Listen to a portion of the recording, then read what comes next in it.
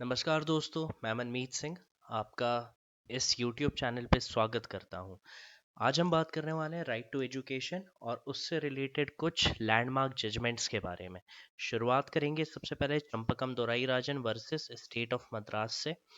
उसी से related first constitution amendment के बारे में भी जानेंगे। Mohini Jain versus state of Karnataka, Unni Krishnan GP versus state of Andhra Pradesh, और इसके बाद हुए 86 कॉन्स्टिट्यूशनल अमेंडमेंट जिससे आरटीई राइट टू एजुकेशन को एक फंडामेंटल राइट बना दिया गया। शुरुआत करते हैं पहले केस से, Champakam Dorairajan versus state of Madras.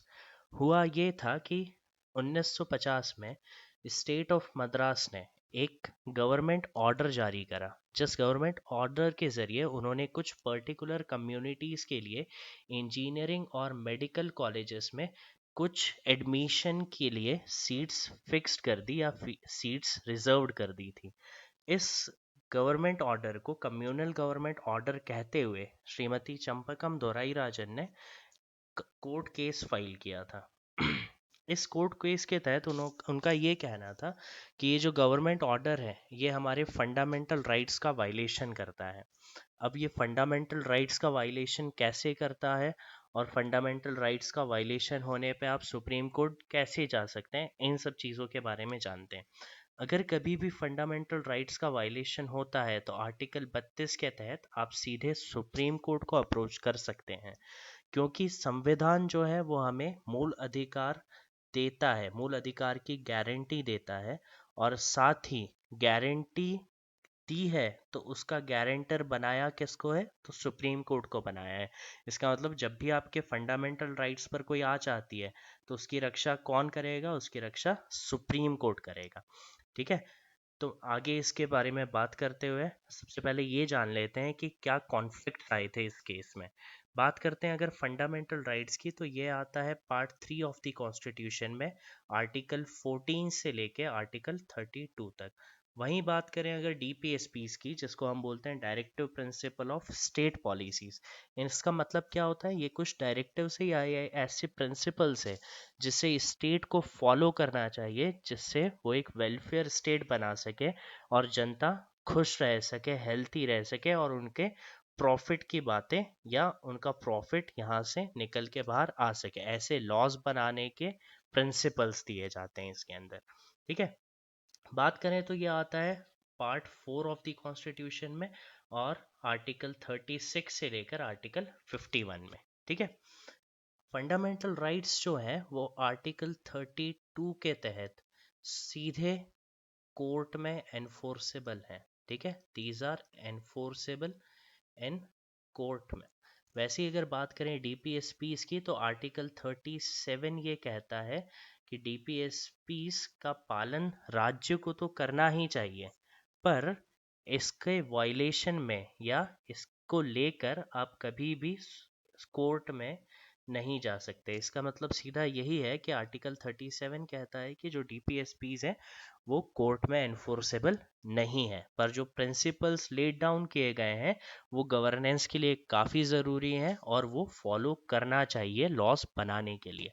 ठीक है, अब बात करते हैं कि कैसे इन दोनों के बीच में कॉन्फ्लिक्ट हुआ है। चंपकम दोराईराजन का कहना ये था कि आर्टिकल 15, आर्टिकल 14 भी यहाँ पर मैं बता ही देता हूँ कि आर्टिकल 14 बात करता है राइट टू इक्वालिटी की, राइट टू इक्वालिटी की बात करता है। वहीं आर्टिकल 15 जो है वो किसी भी तरीके के डिस्क्रिमिनेशन, चाहे वो डिस्क्रिमिनेशन रिलीजन में हो, रेस पे हो, कास्ट से हो, सेक्स या प्लेस ऑफ बर्थ से हो, इन सभी तरीके के डिस्क्रिमिनेशन का प्रोहिबिशन करता है आर्टिकल 15। आर्टिकल 16 की बात करें तो आर्टिकल 16 राइट टू अपॉर्चुनिटी की बात करता है, राइट टू इक्वल अपॉर्चुनिटी की बात करता है, equal opportunity in public interest बोल सकते हैं या फिर पब्लिक एम्प्लॉयमेंट बोल सकते हैं। ठीक है, अंडर एनी स्टेट। ठीक है, तो आर्टिकल 16 बात करता है इक्वल अपॉर्चुनिटी की, और आर्टिकल 16 टू जो क्लॉज है वो सीधा सीधा ये बोलता है कि कास्ट के बेसिस पे, सेक्स के बेसिस पे, डिसेंट के बेसिस पे या place of birth, religion, race के बेसिस पे, इनमें से किसी के भी बेसिस पे डिस्क्रिमिनेशन नहीं होना चाहिए एम्प्लॉयमेंट या फिर किसी भी ऑफिस के अंडर जो स्टेट के अंडर आता हो खासकर। ठीक है, तो यहाँ पर जो 16(2) है वो भी डिस्क्रिमिनेशन के अगेंस्ट है, आर्टिकल 15 है वो भी डिस्क्रिमिनेशन के अगेंस्ट है, और आर्टिकल 14 जो है वो राइट टू इक्वालिटी की बात कर रहा है। साथ ही आर्टिकल 29 जो है, आर्टिकल 29 जो है, आर्टिकल 29 बात करता है कल्चरल एंड एजुकेशनल राइट्स की। ठीक है, एजुकेशनल राइट्स की बात करता है। आर्टिकल 29(2) का जो क्लॉज है, 29(2) जो क्लॉज है वो बात करता है किसी भी एजुकेशनल इंस्टीट्यूशन में अगर आपको एडमिशन लेना है तो उस इंस्टीट्यूशन में जो स्टेट रन है या स्टेट के एड के थ्रू चलाया जाता है, तो उस एजुकेशनल इंस्टीट्यूट में रिलीजन, रेस, कास्ट, लैंग्वेज के बेसिस पे डिस्क्रिमिनेशन नहीं किया जा सकता। वहीं पे जो केस की हम बात कर रहे हैं, चंपाकंतो राय राजन का जो केस है, उसमें क्या हुआ है कि गवर्नमेंट ने एक ऑर्डर निकाल दिया है सीधे, और उस ऑर्डर के तहत क्या करा है कि कुछ कम्युनिटीज को, ठीक है, कुछ कम्युनिटीज को सीधे क्या दे दिया है, रिजर्वेशन प्रोवाइड कर दिया है, reservation in educational institute provide किया है। तो इसी के तो विरोध में यहाँ पर केस फाइल किया था कि फंडामेंटल राइट्स में तो लिखा हुआ है कि किसी भी बेसिस पे आप ये हमारे साथ भेदभाव नहीं करोगे, हमारे फंडामेंटल राइट्स जो है उनका वायलेशन यहाँ पर हुआ है, इस बेसिस पे ये केस फाइल किया गया था। वहीं जो स्टेट है, स्टेट का कहना ये था कि जो डीपीएसपीज है, डीपीएसपीज के अंदर ही ये लिखा हुआ है कि स्टेट की ये ड्यूटी है कि जो भी weaker sections of the society हैं, जो भी ऐसे सेक्शंस हैं जिनको मदद की ज़रूरत है, जो पहले से काफ़ी बैकवर्ड रहे हैं, जैसे एससीज हो गए, एसटीज हो गए, ये पहले से ही काफ़ी बैकवर्ड थे। अदर बैकवर्ड क्लासेस की यहाँ पर बात करें तो इनके पास पहले से इक्वल राइट्स नहीं थे। अब क्योंकि ये पहले से ही पिछड़े हुए हैं, तो इन्हें कहीं ना कहीं आपको मोटिवेशन देना पड़ेगा, या इन्हें कहीं ना कहीं आपको रिजर्वेशन देना पड़ेगा, जिससे एक लेवल प्लेइंग फील्ड प्रोवाइड हो इन्हें। अगर लेवल प्लेइंग फील्ड प्रोवाइड होगी तभी ये मुख्य धारा से जुड़ पाएंगे, अदरवाइज तो ये पिछड़े ही रह जाएंगे। और इसी के रिस्पेक्ट में इन्होंने कहा था कि आर्टिकल 46 जो है डीपीएसपीस के अंदर, वो ये कहता भी है कि स्टेट के पास ये राइट है कि वो एजुकेशनल और इकोनॉमिक इंटरेस्ट में वीकर सेक्शंस को प्रमोट करेगा या उनके लिए कुछ स्पेशल प्रोविजंस बनाएगा। और अगर वो ऐसा नहीं करता है तो फिर सोशल इनजस्टिस और एक्सप्लॉइटेशन से कैसे बचाया जा सकता है इन लोगों को। तो ये कहना था स्टेट के तरफ से। साथ ही सुप्रीम कोर्ट ने इस पे एक चीज़ ये कही थी कि जो आर्टिकल 37 है, आर्टिकल 37 बात करता है कि डीपीएसपीस जो है वो तो कोर्ट में एनफोर्सेबल नहीं है। ठीक है, कोर्ट में ये एनफोर्सेबल नहीं है। इस पार्ट में जो भी प्रोविजंस दिए गए हैं, डीपीएसपीज में जो भी प्रोविजंस दिए गए हैं, उनको लेकर आप कोर्ट नहीं जा सकते हो। ये सिर्फ डायरेक्टिव्स है जो गवर्नेंस के लिए ज़रूरी हैं। इन प्रिंसिपल्स का फॉलो करके आपको लॉस बनाने चाहिए ताकि एक वेलफेयर स्टेट बन सके, पर ये कोर्ट में एडमिसिबल नहीं है, जस्टिसिएबल नहीं है। तो यहीं पर एक कॉन्फ्लिक्ट दिखाई देता है आपको कि एक तरफ जो पार्ट 4 है कॉन्स्टिट्यूशन का, डीपीएसपीस, वहाँ पर लिखा हुआ है, क्या लिखा है कि जो वीकर सेक्शंस हैं, जो एजुकेशनली इकोनॉमिकली बैकवर्ड हैं, उनके लिए प्रोविजंस बनाए जाने चाहिए जिससे वो मेन स्ट्रीम में आ सकें। दूसरी तरफ फंडामेंटल राइट्स हैं जहाँ पर आर्टिकल 15, 16(2), 29(2) ये बात करते हैं कि किसी भी तरीके का डिस्क्रिमिनेशन नहीं होना चाहिए, चाहे वो रिलीजन बेसिस पे हो, रेस बेसिस पे हो, कास्ट पे हो, या ऐसा कोई भी हो। तो आपको दिखाई देता है कि संविधान में ही एक सेक्शन जो है वो बात करता है किसी माइनॉरिटीज़ को ऊपर उठाने की, और दूसरा जो सेक्शन है वो इक्वालिटी की बात करता है।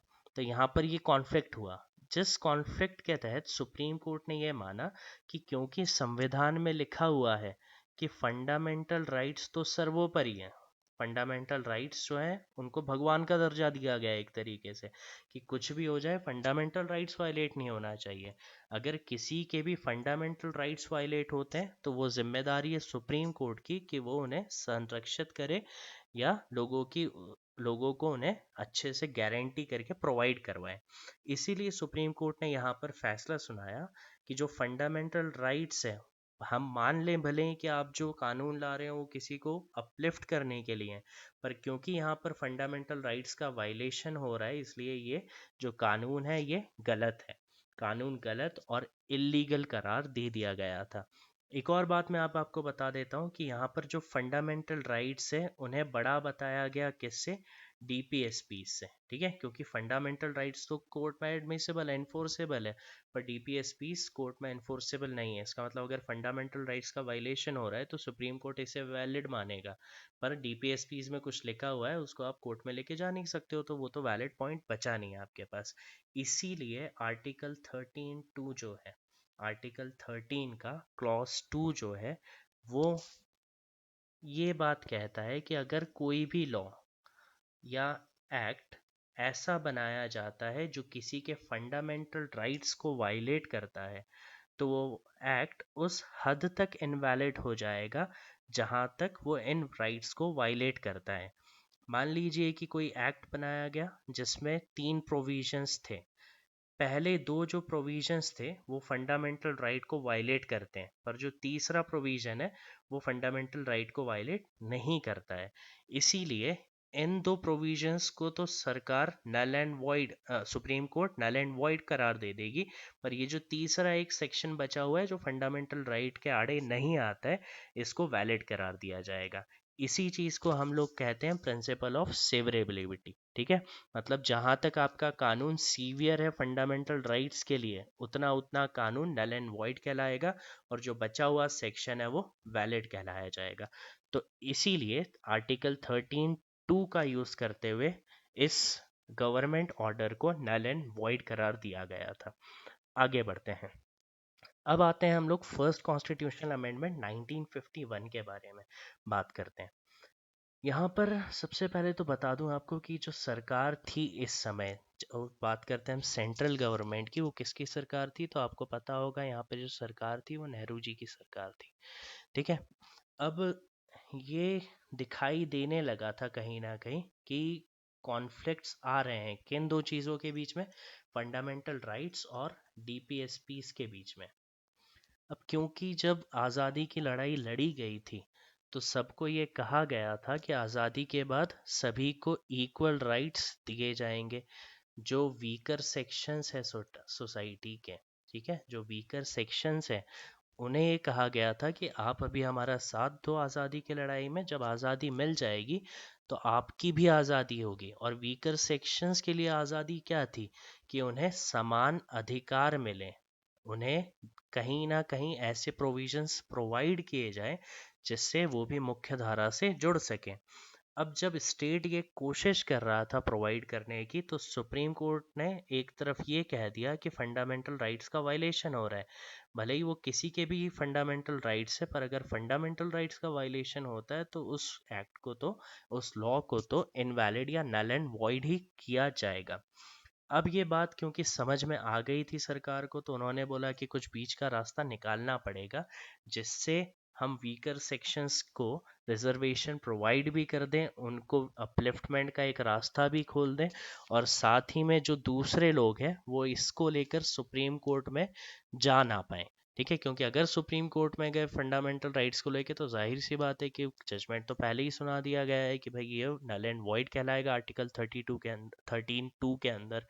ठीक है, इसलिए बीच का रास्ता निकालते हुए फर्स्ट कॉन्स्टिट्यूशनल अमेंडमेंट किया गया। कॉन्स्टिट्यूशनल अमेंडमेंट करने का जो राइट है वो आर्टिकल 368 देता है। ठीक है, कौन सा आर्टिकल देता है, आर्टिकल 368 देता है कॉन्स्टिट्यूशनल अमेंडमेंट करने का राइट सरकार को। फर्स्ट कॉन्स्टिट्यूशनल अमेंडमेंट में क्या किया गया कि आर्टिकल 15 के अंदर क्लॉज 4 जुड़वा दिया गया। ठीक है, आर्टिकल 15 के अंदर क्लॉज 4 जुड़वा दिया गया। क्या कहा था क्लॉज 4 में, क्लॉज 4 में ये लिख दिया गया कि ऐसे कि स्टेट को कोई भी ऐसा करने से नहीं रोक सकता। ठीक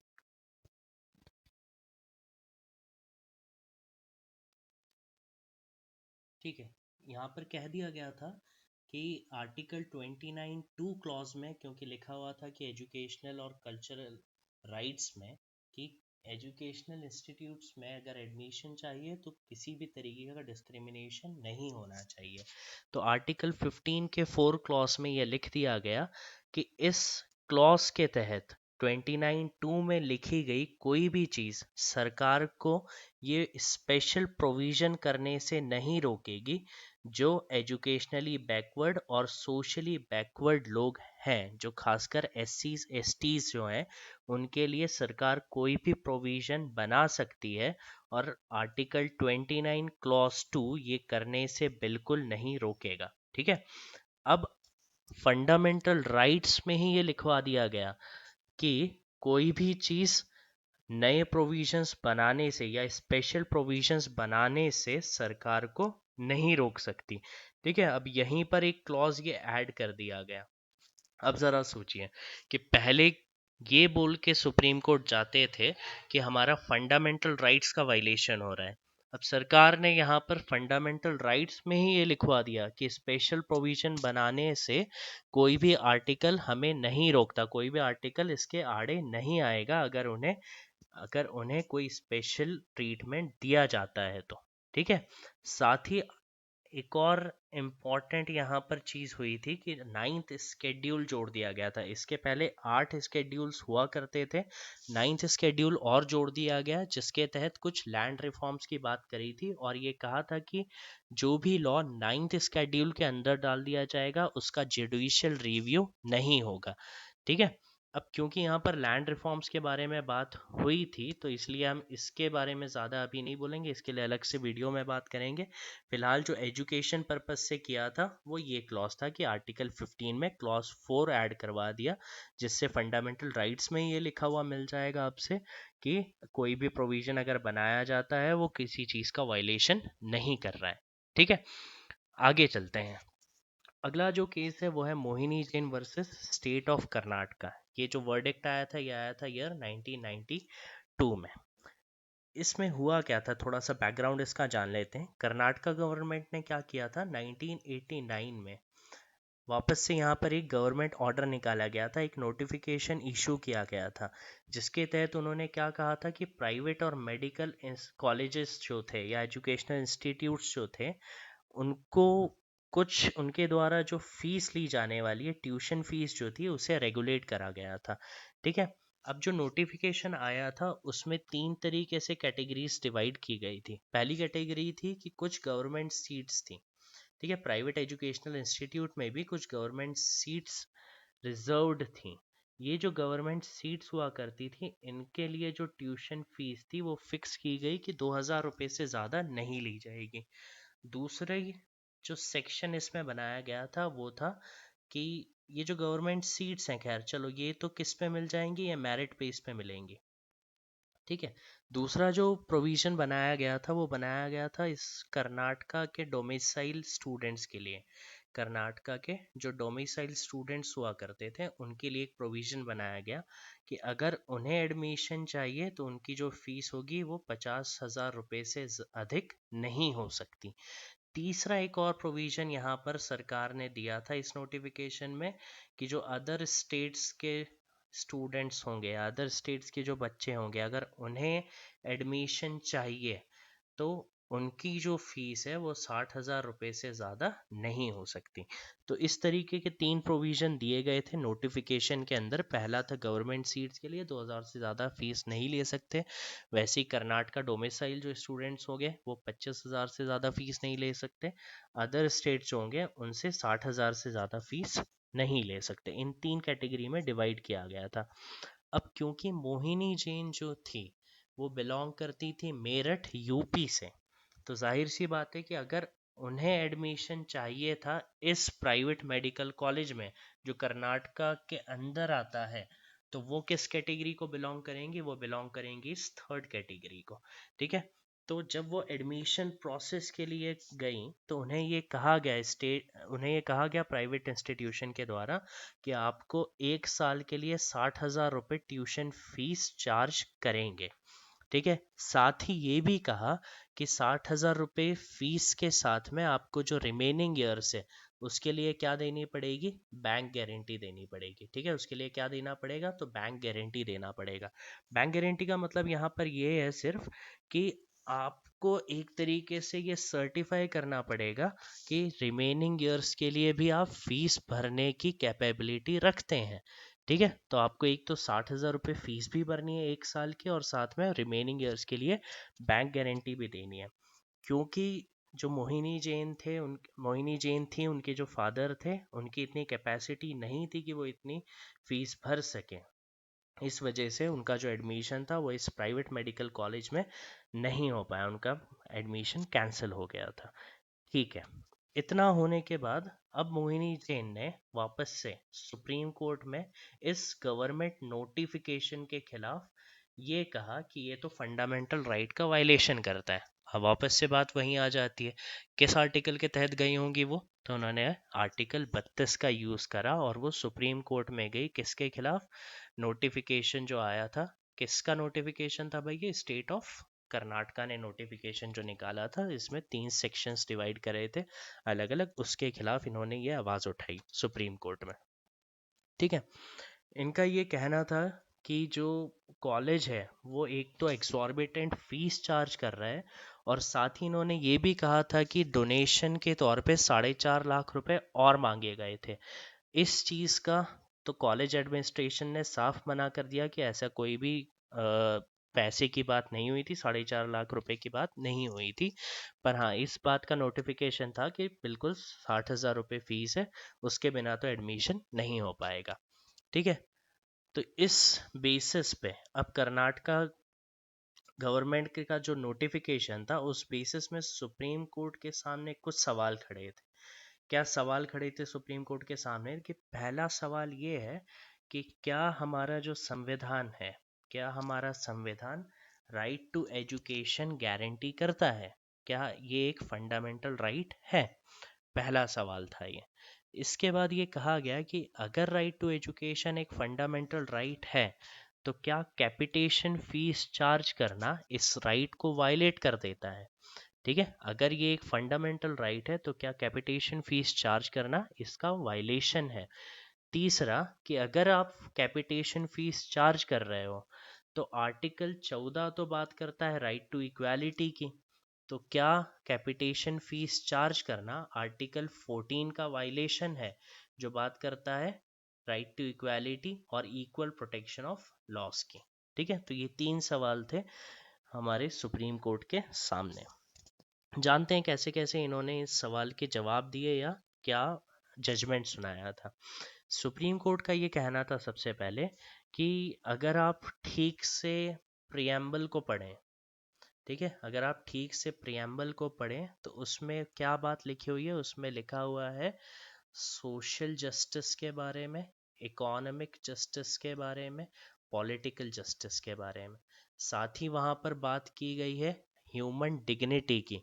ठीक है, ह्यूमन डिग्निटी की बात करके रखी हुई है, और ऐसे काफ़ी सारे प्रिंसिपल्स वहाँ पे स्पेसिफाई करे गए हैं, जो प्रिंसिपल्स सीधे सीधे ये बताते हैं कि कहीं ना कहीं एजुकेशन से रिलेटेड है वो। क्योंकि सोशल इकोनॉमिक पॉलिटिकल जस्टिस कब मिल पाएगा, ह्यूमन डिग्निटी कब आ पाएगी, जब एजुकेशन मिल पाएगा लोगों को। ठीक है, तभी तो वो इन सब चीज़ों के बारे में जान पाएंगे और अपना हक ले पाएंगे वो। साथ ही उन्होंने ये भी कहा कि अगर आप आर्टिकल 21 की बात करें, आर्टिकल 21 जो एक फंडामेंटल राइट है, जो बात करता है राइट टू लाइफ की, right to life and personal liberty. ठीक है, right to life and personal liberty. अगर आप इस राइट की बात करें तो इस राइट का सिर्फ इतना मतलब तो नहीं हो सकता कि आपको सिर्फ जीने का अधिकार है। ऐसा तो बिल्कुल नहीं बोलता होगा। राइट टू लाइफ का सिर्फ इतना सा मतलब तो नहीं है कि आपको बस जीने का अधिकार है। अगर राइट टू लाइफ बोला गया है तो राइट टू लाइफ में जीने का अधिकार सीधे सीधे ये गारंटी करता है कि हेल्दी लिविंग कंडीशंस होनी चाहिए। साथ ही ये भी गारंटी करता है कि इन्वायरमेंट ऐसा होना चाहिए, इन्वायरमेंट हेल्दी होना चाहिए। वर्क इन्वायरमेंट की बात करें, लिविंग इन्वायरमेंट की बात करें, कैसे भी इन्वायरमेंट है वो सब हेल्दी होना चाहिए, साफ सुथरे वातावरण की बात करते हैं यहाँ पर हम। ठीक है। और बात करता है ये ह्यूमन डिग्निटी की भी। ठीक है, वो लाइफ ही क्या रहेगी जिसमें कुछ डिग्निटी नहीं है।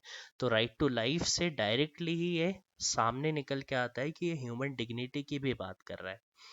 अगर इन सब चीज़ों को आप जोड़ के देखें, राइट टू लाइफ सीधे सीधे अगर ह्यूमन डिग्निटी की बात करें तो ह्यूमन डिग्निटी कैसे आएगी? जब कोई इंसान पढ़ लिख जाएगा, जब कोई एजुकेशन ले पाएगा, तभी तो ह्यूमन डिग्निटी आ पाएगी, तभी वो अपने अधिकार समझ पाएगा और उनके लिए लड़ पाएगा जब भी उनका वायलेशन होता है तो। ठीक है, तो यहाँ पर सुप्रीम कोर्ट ने एक बहुत अच्छी बात ये कही कि आर्टिकल 21 जो है राइट टू लाइफ, उसी से directly right to education flow होता है, वहीं से ये कमेंस करता है। ठीक है, तो राइट टू लाइफ के अंदर ही भले ही ये एक्सप्लिसिटली एक्सप्रेस्ड नहीं है संविधान में, तब भी आर्टिकल 21 राइट टू लाइफ के साथ राइट टू एजुकेशन भी गारंटी करता है। तो ये पहली चीज़ का जवाब सुप्रीम कोर्ट ने दिया है। फिर एक सवाल जो अगला है कि अगर right to education fundamental right है, तो क्या प्राइवेट स्कूल्स या private education institutions capitation fees charge करके इसका वायलेशन कर रहे हैं? तो सरकार ने जो नोटिफिकेशन निकाला उसके लिए वापस से यहाँ पर जो बात आई है कि जो 60,000 रुपये फीस आप ले रहे हो, ठीक है, सरकार का ये कहना था कि क्योंकि ये तो अदर स्टेट्स के हैं इसलिए इनसे 60,000 फीस ली जा रही है। साथ ही जो कॉलेज एडमिनिस्ट्रेशन था उसका भी यही कहना था कि हम दो बेसिस पे एडमिशन का डिवीजन कर रहे हैं। पहला तो है मेरिटोरियस बेस पे, ठीक है, पहला तो है मेरिटोरियस बेस पे और जो अगला है वो है नॉन मेरिटोरियस बेस पे। जो मेरिटोरियस बेस पे एडमिशन लेगा उसे गवर्नमेंट सीट्स अलॉट होंगी, ठीक है, उसे गवर्नमेंट सीट्स अलॉट होंगी, और जो नॉन मेरिटोरियस है उसे जो रिमेनिंग सीट्स हैं वहाँ पर एडमिशन दिया जाएगा, ऐसा बोला गया था। इनका ये भी कहना था कि क्योंकि मेरिटोरियस बेस पे गवर्नमेंट सीट्स अलॉट हो चुकी हैं तो नॉन मेरिटोरियस पे बढ़ी हुई फीस लेना बिल्कुल कॉलेज का हक बनता है, और अगर ये बढ़ी हुई फीस नहीं लेंगे तो कॉलेज के खर्चे चलाना मुश्किल हो जाएगा। ठीक है, इनका ये साफ यहाँ पर कहना था कि जो रिमेनिंग स्टूडेंट से ज़्यादा फीस ये चार्ज कर रहे हैं वो तो इनका राइट बनता है, तभी कॉलेज चल पाएगा, ऐसा इन्होंने कहा था। ठीक है, इसी बात पे सुप्रीम कोर्ट का ये कहना था कि अगर गवर्नमेंट ने किसी प्राइवेट एजुकेशनल इंस्टीट्यूट को एफिलिएशन दिया है या रिकग्निशन दिया है तो उस गवर्नमेंट इंस्टीट्यूट के उसको गवर्नमेंट इंस्टीट्यूट में जो फीस लागू होती है, मान लेते हैं अगर सरकार के द्वारा जो चलाने जाने वाला कॉलेज है उसमें अगर सबसे 2,000 रुपये फीस ली जा रही है तो वही की वही सेम फीस किस में ली जानी चाहिए? तो ये जो प्राइवेट एजुकेशनल इंस्टीट्यूट्स चल रहे हैं उनमें भी सेम फीस ही ली जानी चाहिए सेम कोर्स के लिए। ठीक है, ये किसका कहना था? ये सुप्रीम कोर्ट का कहना था। साथ ही उन्होंने ये भी कहा कि ये जो क्लासिफिकेशन है मेरिटोरियस और नॉन मेरिटोरियस बेस का, इसमें जो नॉन मेरिटोरियस स्टूडेंट्स के लिए सीट्स हैं ये तो काफ़ी सारी सीट्स हैं, और अगर आप इस बेसिस पे क्लासिफिकेशन करते हैं तो यहाँ तो एजुकेशन का कमर्शियलाइजेशन होने लग गया है। ये एक तरीके से टीचिंग शॉप्स बन जाएंगी जिसमें आप सीधे एजुकेशन को बेच रहे हैं, इसका ये मतलब निकलता है। तो सुप्रीम कोर्ट का यहाँ पर जो इंटरप्रिटेशन था वो ये था कि जो रिमेनिंग सीट्स पे आप काम कर रहे हैं वो मेरिटोरियस बेस नहीं है, इसका मतलब है कि एजुकेशन का कमर्शियलाइजेशन हो रहा है, उनसे आप ज़्यादा फीस लेके एक तरीके से एजुकेशन को बेच रहे हैं, ये कहना सुप्रीम कोर्ट का था।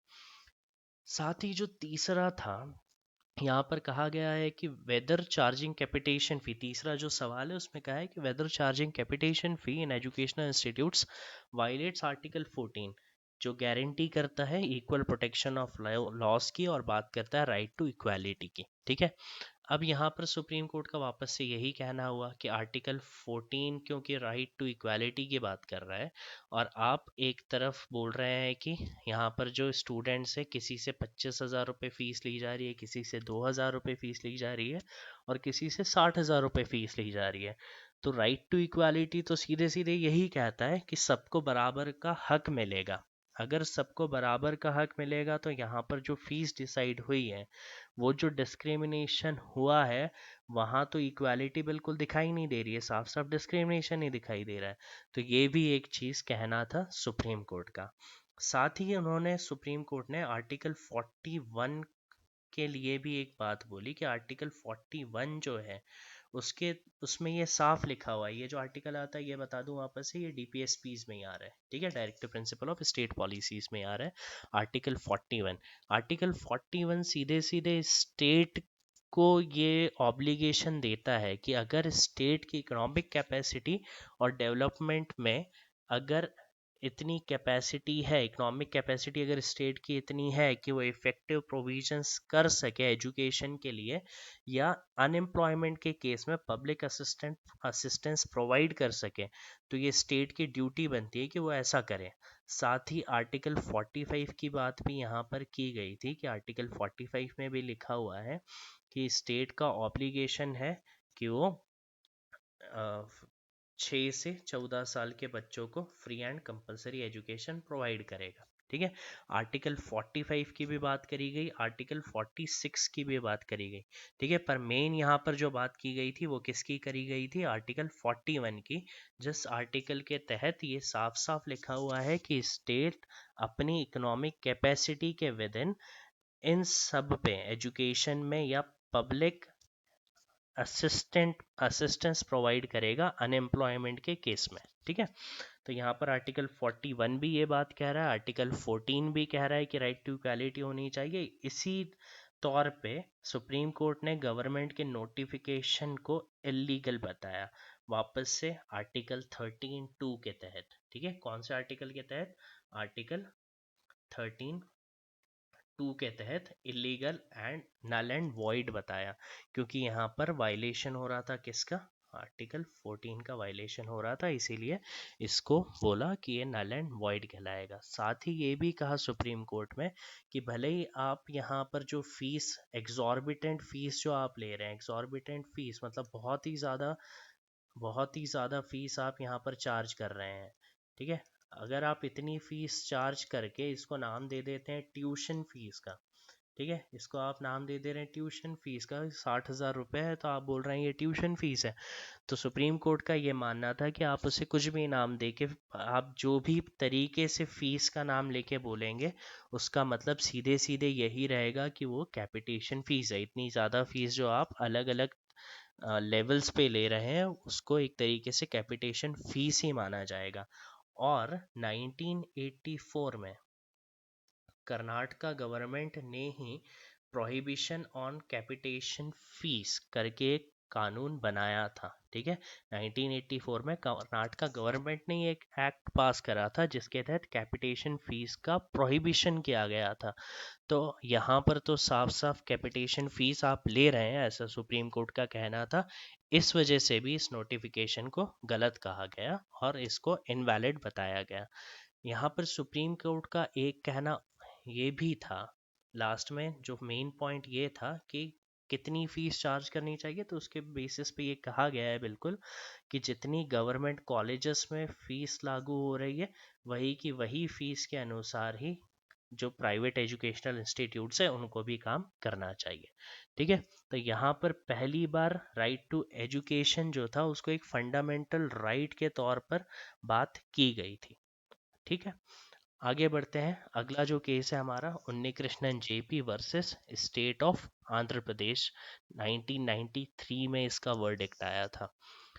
हुआ क्या था अब इस केस में कि लास्ट जो मोहिनी जैन का केस था उस चीज़ के वर्डिक्ट से आंध्र प्रदेश गवर्नमेंट में जो आंध्र प्रदेश के अंदर जो प्राइवेट एजुकेशनल इंस्टीट्यूट्स आते थे, तमिलनाडु में जो प्राइवेट एजुकेशनल इंस्टीट्यूट्स आते थे, महाराष्ट्र में जो आते थे और कर्नाटका में जो आते थे। खासकर इन 4 स्टेट्स में जो एजुकेशनल इंस्टीट्यूट्स होते थे उनके बीच कहीं ना कहीं अब ये कन्फ्यूजन हो गया, क्योंकि बात क्या करी गई थी कि जो भी फीस गवर्नमेंट कॉलेजेस में ली जा रही है वही फीस प्राइवेट एजुकेशनल इंस्टीट्यूट्स को भी लेना चाहिए।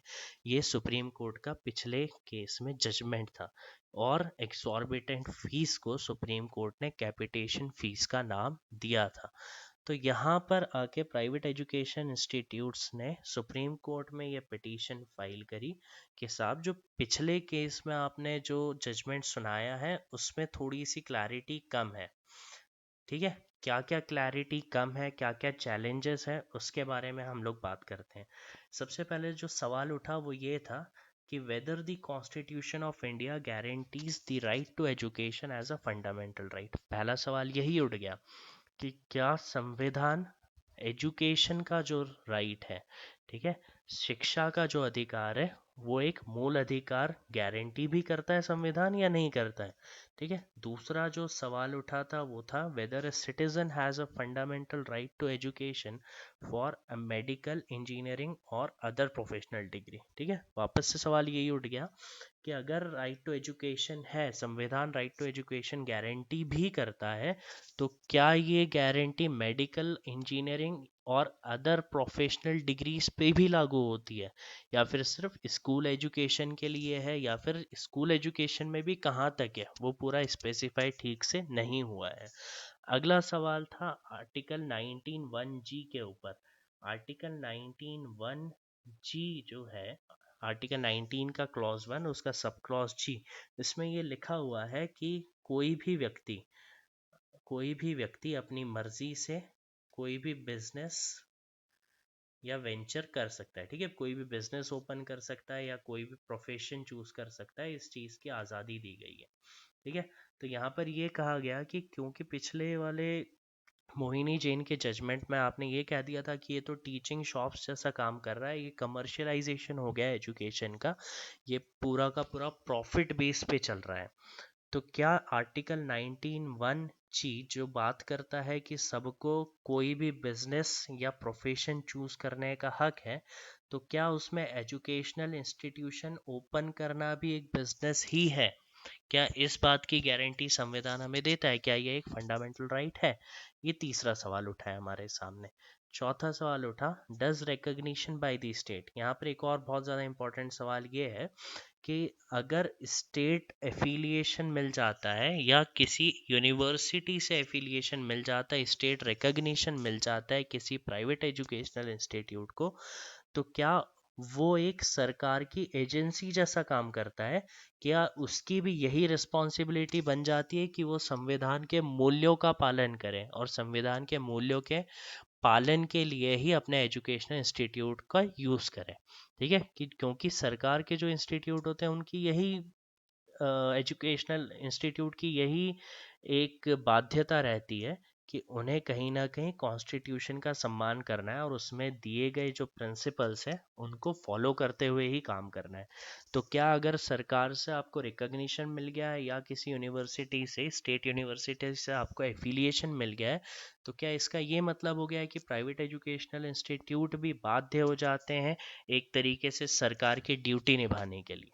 ठीक है, ये 4 सवाल उठ के आए थे उन्नी कृष्णन जेपी के केस में। ठीक है, यहाँ पर जो एपी लिखा हुआ है, यहाँ पे एपी का मतलब आंध्र प्रदेश है, इससे कंफ्यूज नहीं होइएगा। ठीक है, जो पहला सवाल यहाँ पर उठ के आया है वो है whether the constitution of India guarantees right to education as a fundamental right. वापस से यहाँ पर सुप्रीम कोर्ट ने काफ़ी सारे आर्टिकल्स की मदद ली थी।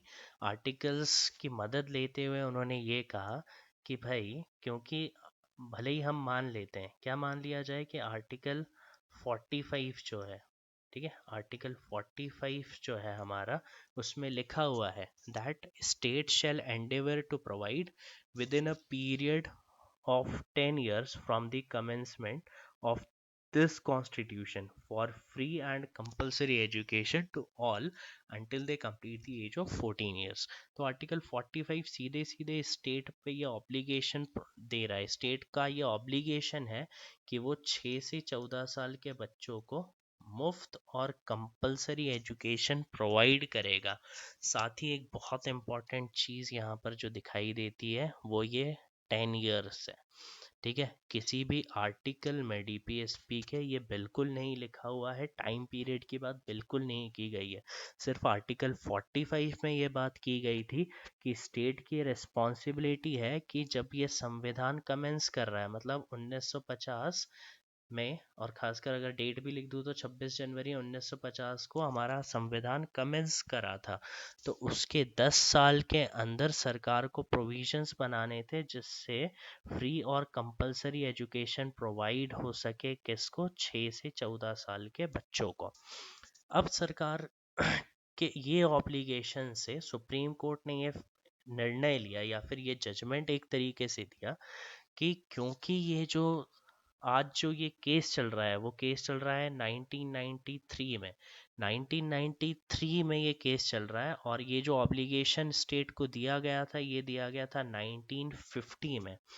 तो अगर बात करें तो लगभग 43 इयर्स हो चुके हैं इस ऑब्लिगेशन को दिए हुए। 43 इयर्स हो चुके हैं और लिखा हुआ था कि 10 साल में ही ये इम्प्लीमेंट हो जाना चाहिए। एक ही आर्टिकल था जिसमें टाइम पीरियड की बात की थी। और तो यहाँ पर सुप्रीम कोर्ट का ये कहना है कि क्योंकि इतने सालों तक ये आर्टिकल सिर्फ एक ऑब्लिगेशन जैसे ही काम कर रहा था, पर क्योंकि इतने साल हो चुके हैं तो अब तक ये एक लॉ बन जाना चाहिए था या ये एक्ट बन जाना चाहिए था और सरकार को इसे अभी तक अचीव कर लेना चाहिए था।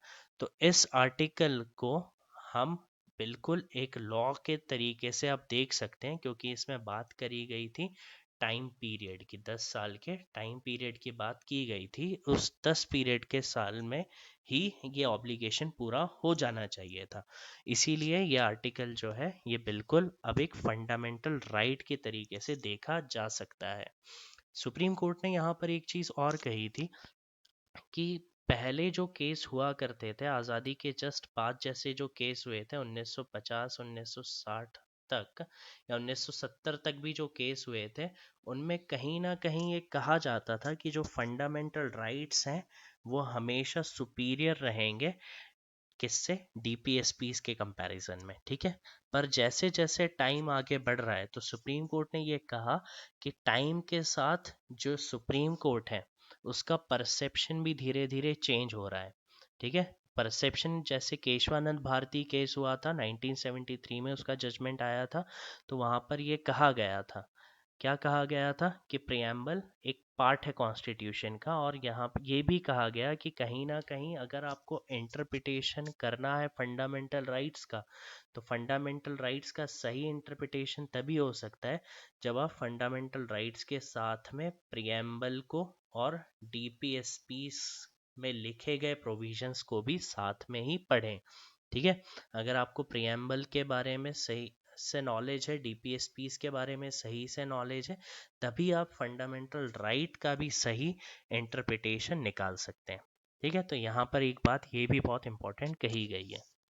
यहाँ पर 1993 में ये कहा गया कि बिल्कुल आर्टिकल 21 जो है उसमें राइट टू लाइफ की बात करी गई है, और जो लास्ट जजमेंट है हम उससे पूरी सहमति रखते हैं कि राइट टू लाइफ की से ही जो directly right to education flow करता है। और यहाँ पे जो राइट टू एजुकेशन है, पर जो राइट टू एजुकेशन की जो हम बात कर रहे हैं वो क्योंकि एब्सोल्यूट नहीं हो सकता। एब्सोल्यूट क्यों नहीं हो सकता, इस पे भी सुप्रीम कोर्ट ने बड़ी अच्छी राय दी है। ये कहा है सुप्रीम कोर्ट में कि अगर राइट टू एजुकेशन एक एब्सोल्यूट राइट हो जाता है तो हर एक सिटीजन क्या ये डिमांड करने के लिए एलिजिबल हो जाएगा कि हमें तो स्टेट के द्वारा मेडिकल डिग्री मिले, या स्टेट गवर्नमेंट के जो कॉलेजेस है उसी में मेडिकल डिग्री के प्रोफेशन में हमारा एडमिशन हो, कोई बोलेगा हमारे इंजीनियरिंग कॉलेज में एडमिशन हो जाए। तो क्या सभी लोग ये फिर डिमांड कर सकते हैं स्टेट से कि आप ही हमको एजुकेशन प्रोवाइड करेंगे? राइट टू एजुकेशन का मतलब तो ये निकल जाएगा फिर। इसीलिए सुप्रीम कोर्ट ने यहाँ पर ये भी कहा कि राइट टू एजुकेशन तो गारंटी कर रहा है संविधान, पर ये एक एब्सोल्यूट राइट नहीं है। इस राइट को आर्टिकल 41 जो है उसके साथ में देखा जाएगा। ठीक है, आर्टिकल 41 जो डीपीएसपीस के अंडर आता है उसके साथ में देखा जाएगा। आर्टिकल 41 ये कह रहा है डीपीएसपीस में कि स्टेट की इकोनॉमिक कैपेसिटी और डेवलपमेंट के अनुसार ही स्टेट एजुकेशनल इंस्टीट्यूट्स में और पब्लिक एम्प्लॉयमेंट में मदद कर सकता है। जितनी इकोनॉमिक कैपेसिटी होगी उसी के अनुसार ही वो असिस्टेंस दे पाएगा। ठीक है, ये आर्टिकल 41 बोलता है कि जितनी इकोनॉमिक कैपेसिटी उतना असिस्टेंस देना चाहिए। तो यहाँ पर बिल्कुल ये नहीं कहा जा सकता कि राइट टू एजुकेशन एक एब्सोल्यूट राइट है, उसके भी कुछ ना कुछ जो मिनिमम जो क्वालिफिकेशंस है वो तो हमें देखने ही पड़ेंगे। और साथ ही आर्टिकल 45 बात करता था कि 6 साल से लेकर 14 साल के बच्चों को स्टेट कंपलसरी और फ्री एजुकेशन प्रोवाइड करेगा। इसीलिए article 21 right to education guarantee करता है। वो भी सिर्फ किसको करता है? तो वो है 6 साल से 14 साल के बच्चों को। ठीक है, उनके लिए ये बिल्कुल एक फंडामेंटल राइट है। उनको फ्री और कंपलसरी एजुकेशन स्टेट को प्रोवाइड करना एक ड्यूटी है। ठीक है, इसको ये कहा गया। ठीक है, यहाँ पर ये बात ध्यान में रखनी है। अगला जो सवाल था उस पे ये कहा कि whether a citizen has fundamental right to education for a medical engineering और अदर प्रोफेशनल डिग्री। तो इसका भी जवाब ऊपर ही हमने दे ही दिया है कि क्योंकि यहाँ पर कहा गया कि आरटी जो है राइट टू एजुकेशन जो एब्सोल्यूट राइट नहीं है, वो सिर्फ लागू होता है 6 साल से 14 साल के लिए, इसलिए मेडिकल इंजीनियरिंग और अदर प्रोफेशनल डिग्रीज के लिए नहीं होता है लागू। ठीक है, नेक्स्ट जो क्वेश्चन था वो आ जाता है हमारा आर्टिकल 19(1)(g) से। आर्टिकल 19 सीधे बात करता है इक्वालिटी या फिर राइट टू चूज प्रोफेशन की बात करता है। राइट टू चूज प्रोफेशन या फिर कोई भी बिजनेस जो आपको चलाना है उसके बारे में बात करता है कि आपके पास ये अधिकार रहेगा आपको कौन सा प्रोफेशन करना है चूज, या फिर कौन सा बिजनेस आपको इस्टेब्लिश करना है अंडर सर्टेन रिस्ट्रिक्शंस। ठीक है, ऐसा नहीं हो सकता कि आप बोल दें कि भाई ठीक है हमको तो अफीम गांजा ही बेचना है, ठीक है यही हमारा बिजनेस हो जाएगा, ऐसा नहीं है। तो उसी के लिए लिखा गया है साथ में कि under under certain reasonable restrictions के साथ में आप बिजनेस कर सकते हैं, ये लिखा हुआ है। ठीक है, तो यही सवाल उठा कि क्या आर्टिकल 19(1)(g) के तहत एक एजुकेशनल इंस्टीट्यूशन एक बिजनेस के तौर पे हो सकता है क्या? तो यहाँ पर सुप्रीम कोर्ट ने इस बात में काफ़ी अच्छा एक पॉइंट बोला है कि बिल्कुल आप एक प्राइवेट एजुकेशनल इंस्टीट्यूट जो है वो खोल सकते हैं। ठीक है, उसको एस्टैब्लिश कर सकते हैं। प्राइवेट एजुकेशनल इंस्टीट्यूट खोलना एक बिजनेस जैसे या उसका कमर्शलाइजेशन करना आपका फंडामेंटल राइट है।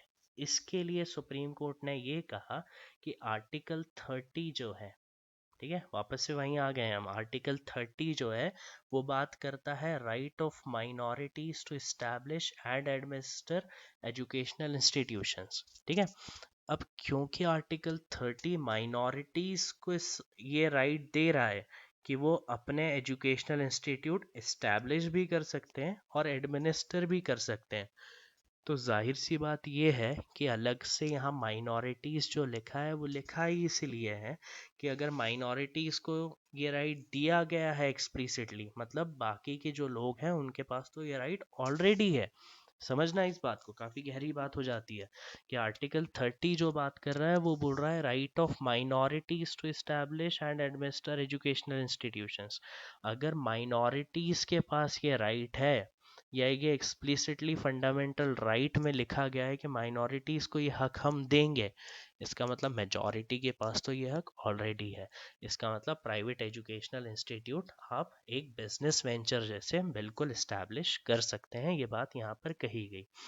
साथ ही इसके फेवर में सुप्रीम कोर्ट ने ये भी कहा कि जो पिछले जजमेंट में ये कहा गया था कि कैपिटेशन फीस कहा जाएगा, जो भी ज़्यादा फीस होगी या जो भी एग्जॉर्बिटेंट फीस की बात कर रहे थे, एग्जॉर्बिटेंट फीस की जो बात हो रही थी उसे पिछले मोहिनी जैन के जो केस था उसमें कहा गया कि किसी भी तरीके की जो एक्स्ट्रा फीस है, जो गवर्नमेंट कॉलेजेस में फ़ीस ली जाती है उतनी ही फ़ीस अगर आप ले रहे हैं तो ठीक है, उससे ज़्यादा अगर आप लेते हैं तो उसको क्या कहा जाएगा, कैपिटेशन फ़ीस कहा जाएगा। ठीक है, एक तरीके से डोनेशन माना जाएगा उसे। तो यहाँ पर उस जजमेंट को ओवर रूल करते हुए इस 5 बेंच जज ने ये कहा, ठीक है, 3:2 की मेजोरिटी से ये जजमेंट आया था, और इस जजमेंट में 3:2 मेजोरिटी से ये कहा गया कि जो एक्स्ट्रा या जो ज़्यादा फीस आप ले रहे हैं वो हर केस में कैपिटेशन फीस नहीं कहला सकती। ठीक है, इन्होंने ये भी कहा कि क्योंकि ऐसे भी लोग हैं जो एजुकेशन में पैसा देके पढ़ा सकते हैं, अपने अपने जो गार्जियन है वो अपने स्टूडेंट्स को या अपने बच्चे जो हैं उनके, उनको वो ज़्यादा फीस दे के पढ़ा सकते हैं, या फिर वो खुद ये चाहते हैं कि ऐसे एजुकेशनल इंस्टीट्यूट्स हों जहाँ पर अच्छी फैसिलिटीज़ प्रोवाइड हों, अच्छा एजुकेशन सिस्टम हो, या कुछ एक्स्ट्रा फैसिलिटीज़ हो जो बाकी government colleges educational institutes provide नहीं कर पाते।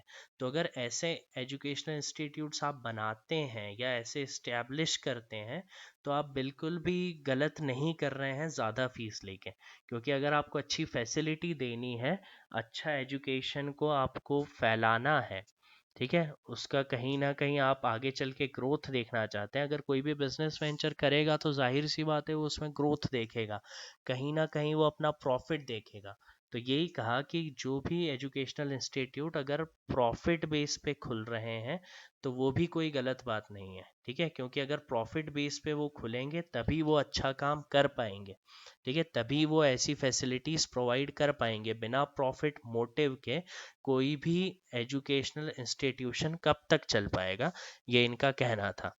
साथ ही इन्होंने ये भी माना कि क्योंकि मेडिकल डिग्री या इंजीनियरिंग जो डिग्रीज होती हैं, ये सब जो प्रोफेशनल डिग्रीज होती हैं, इनमें जो 1 साल का खर्चा होता है वो बिल्कुल भी सफाइस नहीं करेगा कि आप 2,000 रुपये फीस लेके चला लें अपना काम। ठीक है, ये बिल्कुल मेडिकल कॉलेजेस और इंजीनियरिंग कॉलेजेस के लिए सुप्रीम कोर्ट ने यह माना कि बिल्कुल जो खर्चा है वो लगभग 1 साल में 1 लाख रुपए के आसपास एक स्टूडेंट का पड़ता है। तो वो कहीं ना कहीं से तो करना ही पड़ेगा अरेंज। ठीक है, तो गवर्नमेंट सीट्स पे जब वो एक बार रिजर्वेशन के थ्रू ये छूट दे चुके हैं, इसका मतलब कि लगभग 40% जो सीट्स हैं वो तो कम ही फीस पर चल रही हैं।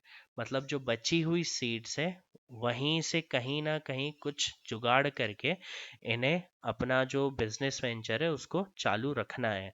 तो इस वजह से उन्हें कुछ एक्स्ट्रा फीस या कुछ ज़्यादा फीस लेनी ही पड़ेगी, और ये राइट भी है। जो ये पैसा दे सकता है उसके पास भी तो एजुकेशन का राइट है, तो अगर वो पैसा दे के एजुकेशन का राइट ले पा रहा है तो उसमें भी कोई गलत बात नहीं है, ये सुप्रीम कोर्ट ने कहा है।